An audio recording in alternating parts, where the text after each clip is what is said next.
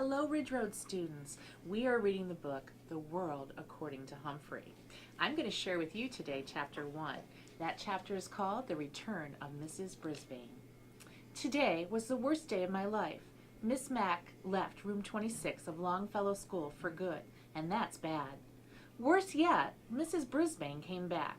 Until today, I didn't even know there was a Mrs. Brisbane.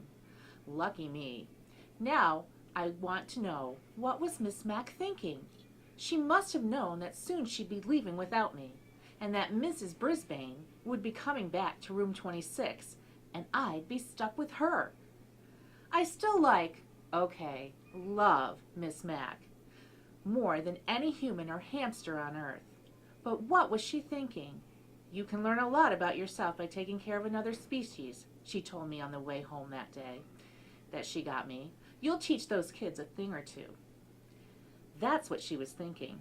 I don't think she was thinking very clearly. I'm never going to squeak to her again. Of course, I'm probably never going to ever see her again. She's gone, gone, gone.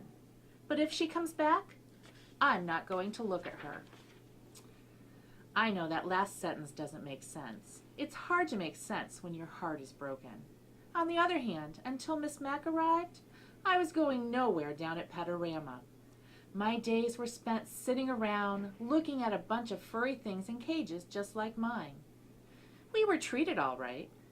Regular meals, clean cages, music piped in all day. Over the music, Carl, the store clerk, would answer the phone, open 9 to 9, 7 days a week, corner of 5th and Adler, next to Dairy Maid. Back then, I feared I would never see 5th and Adler, much less the Dairy Maid. Sometimes I see human eyes and noses, not very clean as they should be, poking up against the glass. Nothing ever came of it.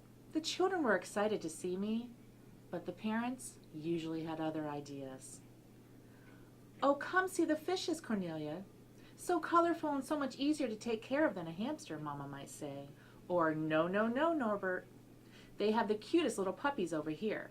After all, a dog is a boy's best friend. So there we were, hamsters, gerbils, mice, and guinea pigs, not nearly as popular as the fish or the cats or dogs. I suspected that I'd be spinning my wheel at Panorama forever. But once Miss Mack carried me out the door a few short weeks ago, my life changed fast, fast, fast. I saw 5th, I saw Adder, I saw Dairy Maid, with a statue of a cow in an apron outside. I was dozing when she first came into Panorama, as I do during the day because hamsters are more active at night. Hello, a warm voice awakened me. When I opened my eyes, I saw a mass of bouncy black curls, a big happy smile, huge dark eyes. She smelled of apples. It was love at first sight. Aren't you a bright-eyed one? She asked. And might I return the compliment? I replied. Of course it came out, squeak, squeak, squeak. As usual, Miss Mack opened her purse with her big pink and blue flowers on it. I'll take him, she said to Carl. He obviously is the most intelligent and handsome hamster you have. Carl grunted. Then Miss Mack picked out a respectable cage. Okay, not the 3-story pagoda that I had my eye on, but a nice cage.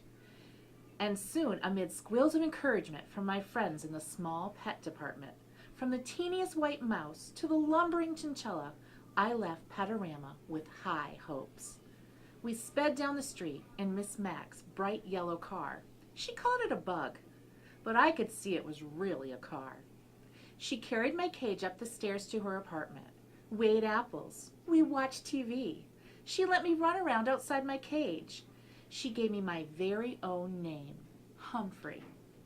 And she told me all about room 26, where we'd be going the next morning. And since you are an intelligent hamster who is going to school, I have a present for you, Humphrey, she said. Then she gave me a tiny little notebook and a tiny little pencil. I got these for you at the doll shop, she explained. She tucked them behind my mirror where no one could see them except me.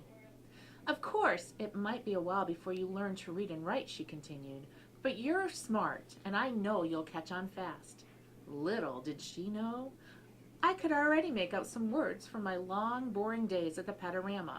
Words like chew, toys, nibble, and pooper scoopers. Remember, a hamster is grown up at about 5 weeks old. So if I can learn all the skills I need for life in 5 weeks, how long could it possibly take to learn to read? I'll tell you, a week. Yes, in a week I could read and even write a little with the tiny pencil. In addition to schoolwork, I learned quite a bit about the other students in room 26, like lower your voice, AJ, and speak up, Saya, and wait for the bell, Garth, and Golden Miranda. Even after I found out her name is really Miranda Golden, I thought of her as Golden Miranda because of her long blonde hair. After all, I'm a golden hamster. Yes, life in room 26 suited me well during the day. My cage had all the comforts a hamster could ask for. I had bars on the windows to protect me from enemies. I had a little sleeping house in one corner where no one could see me or bother me. There was my wheel to spin on, of course, and a lovely pile of nesting material. My mirror came in handy to check my grooming and to hide my notebook. In one corner I kept my food. The opposite corner was my bathroom area because hamsters like to keep their poo away from their food. Who doesn't? All my needs were taken care of in one convenient cage. At night, I went home from school with Miss Mack, and we watched TV or listened to music. Sometimes Miss Mack played her bongo drums. She made a tunnel on the floor so I could race and wiggle to my hamster's heart content. Oh, the memories of those 6 weeks with Morgan McNamara. That's her real name. But she told the students to call her Miss Mack. That's how nice she is, or was. On the weekend, Miss Mack and I had all kinds of adventures. She put me in her shirt pocket, right over her heart. And she took me with her to the laundry room. She had friends over and they laughed and made a fuss over me. She even took me for a bike ride once. I could feel the wind in my fur. I didn't have an inkling until this morning of unsqueakable things she was about to do to me. On the way to work, she said, "Humphrey, I hate to tell you, but this is my last day in room 26, and I'm going to miss you more than you'll ever know." What was she saying? I hung on to my wheel for dear life. You see, it's really Mrs. Brisbane's class, but just before school started, her husband was in an accident, so I took over the class. Today, she's coming back for good. Good?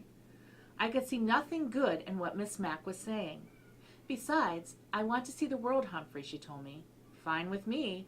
I thoroughly enjoyed all the world I've seen so far and would go to the end of the earth with Miss Mack. But she wasn't finished yet. But I can't take you with me. All hope's dashed completely. Besides, the kids need you to teach them responsibility. Mrs. Brisbane needs you too. Unfortunately, she didn't tell Mrs. Brisbane that. Mrs. Brisbane was already in room 26 when we had arrived. She smiled as Miss Mack shook her hand. Then she frowned at me and said, "Is that some kind of rodent?" Miss Mack gave her the speech about how much kids can learn from taking care of another species. Mrs. Brisbane looked horrified and said, "I can't stand rodents. Take it back." The it she was talking about was me. Mrs. Mack didn't bat an eyelash. She put my cage in its usual place next to the window, and she said the kids were already very attached to me. She attached Dr. Harvey H. Hummer's Guide to Care and Feeding of Hamsters to the cage, along with a chart to make sure I was fed and my cage was cleaned on time. The children knew what to do. "You won't have to do a thing," Miss Mack said to Mrs. Brisbane, and Mrs. Brisbane glared at me. Just then my fellow students came streaming into the room, and within half an hour Miss Mack had said goodbye to everyone, including me. "I'll never forget you, Humphrey," she whispered. "Don't you forget me either." "Not likely, but I don't know if I can ever forgive you," I squeaked. And then she was gone, without me. Mrs. Brisbane didn't even come close to my cage until recess. Then she walked over and said, "Mister, you gotta go." But she doesn't know my secret. The latch on my cage door doesn't work. It never has. It's the lock that doesn't lock. So I've got news for Mrs. Brisbane. If I've got to go, it will be when and where I decide to go, not her. Meanwhile, I'm not turning my back on this woman, not for a second. If I ever disappear and someone finds this notebook, just check out Mrs. Brisbane, please. And boys and girls, we have tip 1 for you. Choose your new hamster's home very carefully and make sure it's secure. Hamsters are skillful escape artists, and once out of their cages, they are very difficult to find.